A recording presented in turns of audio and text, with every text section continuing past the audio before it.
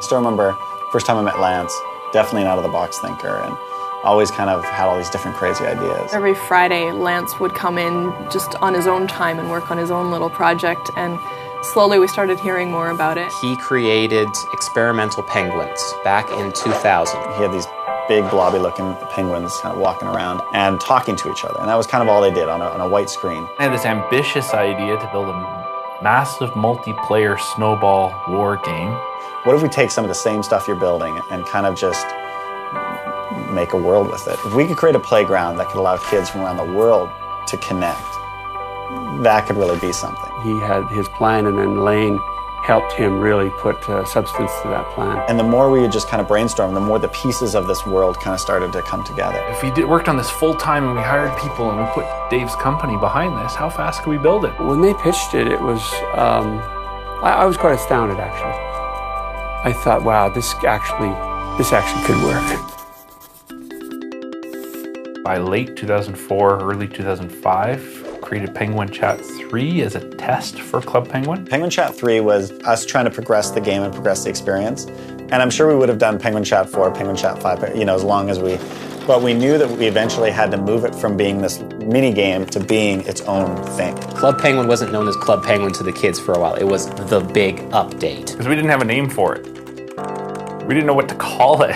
Lots of different things were talked about. Do we do Penguin World? Do we do Penguin Land? We didn't want to call it Penguin Chat because it wasn't a chat anymore. It was a full world with items and places and mini games. So we wanted to call it something bigger. What if we kind of take this idea of a club and like a community, and that's all the stuff that we're trying to create here. Why don't we just call it Club Penguin? I'll pick this up and check this out. We asked everybody that was playing Penguin Chat 3 to come on over and test out this new Club Penguin. We finally posted to the blog, We're excited to announce the Club Penguin beta test. A beta test is simply just have everybody play on it and see if we can find all the bugs. So Lance came to me and said, hey, we need to test the servers. We need to figure out how many people we can cram onto these things. So we decided, let's throw a party. All the creators of Club Penguin at the time would show up to celebrate kind of the end of the beta process and the road towards launching the full version. And that's really kind of where the whole party thing began for Club Penguin. Beta testing was fun in that way, in that it was, exploring this new continent of the internet and what are we doing, how big is this going to be?